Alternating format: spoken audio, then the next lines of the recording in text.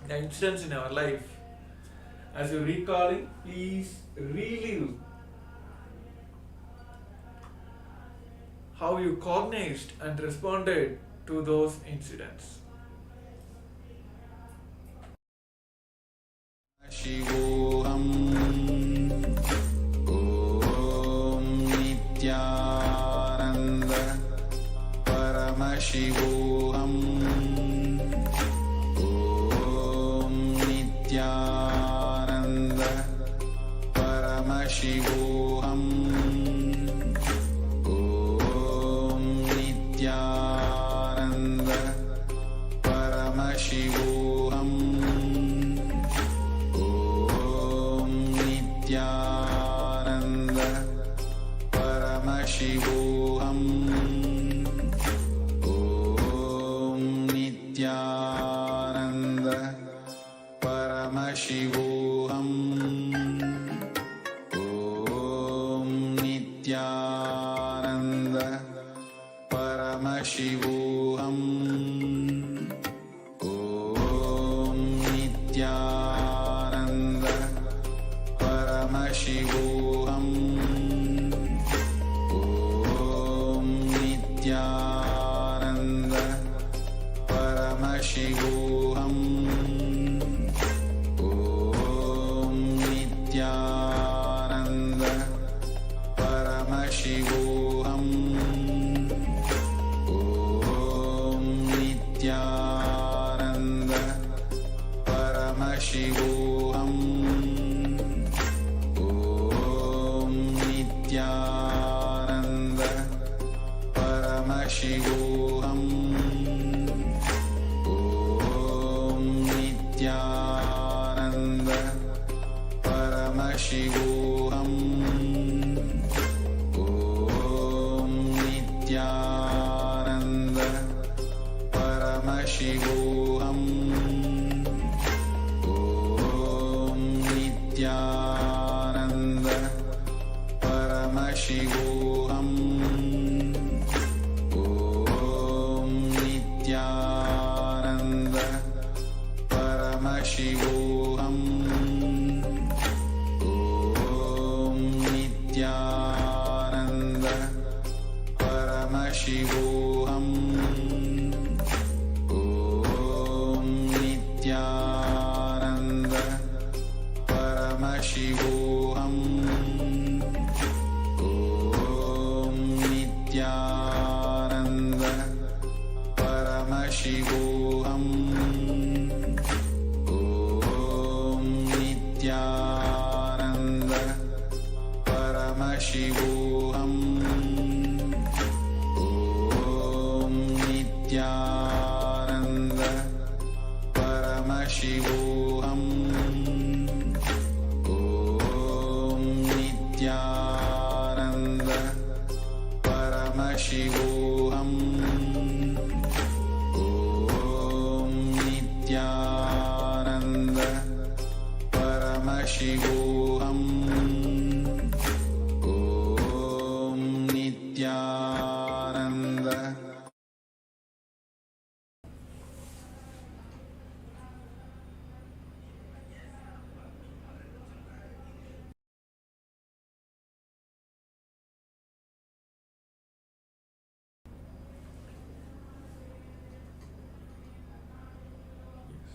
So after reliving, write down each memory as clearly as if you are writing a story.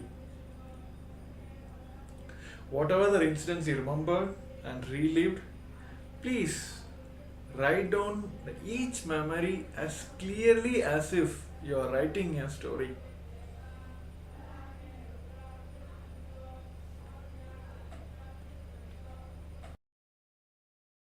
Om Nithyananda Paramashivoham Om Nithyananda Paramashivoham Om Nithyananda Paramashivoham Om Nithyananda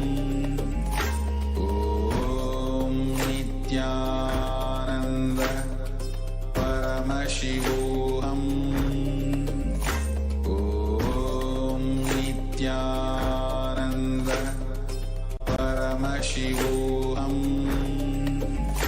Om Nithyananda Paramashivoham. Om Nithyananda Paramashivoham. Om Nithyananda Paramashivoham. Om Nithyananda Paramashivoham. All of you can relax. Yes, it is an intense, powerful segment that we have rekindled all our past memories, the unpleasant memories, and we have completed with us about all the past incidents with the blessings of Swamiji. So with this powerful space, let us enter the our manifestations, and we're going to have a quick round of our manifestation, which helps us in two ways. One is settling these powerful cognitions inside us, bio-memory and bioenergy, and also helps us in manifesting the powers very easily, because we have completed with all the past memories, also past failures, uncomfortable moments. So with this tremendous powerful energy space, let us enter into the power manifestation. So I request all the participants to quickly put your blindfolds. Make sure blindfolds are proper. I will be projecting an image for you, for all of you to manifest the power of third eye. Please sit straight, head and spine in the straight line. Visualize Swamiji himself is manifesting as Paramashiva. 25 heads, 50 hands and 75 eyes. With an intense visualization, let us chant Mahavakya. Om Nithyananda Paramashivoham. Om Nithyananda Paramashivoham. Om Nithyananda Paramashivoham. Om Nithyananda Paramashivoham. Nithyananda Paramashivoham. Let's continue chanting the Mahavakya. Paramashivoham. Om Nithyananda Paramashivoham. Om Nithyananda Paramashivoham. Om Nithyananda Paramashivoham. Om Nithyananda Paramashivoham. Om Nithyananda Paramashivoham. Om Nithyananda Paramashivoham. Om Nithyananda Paramashivoham. Om Nithyananda Paramashivoham. Om Nithyananda Paramashivoham. Om Nithyananda Paramashivoham.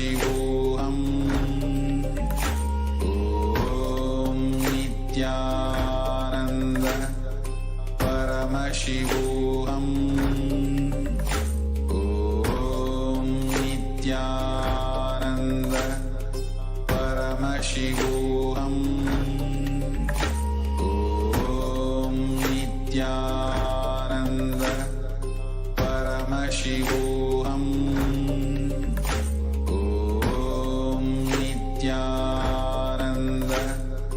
Paramashivoham. Om Nithyananda Paramashivoham. Om Nithyananda Paramashivoham.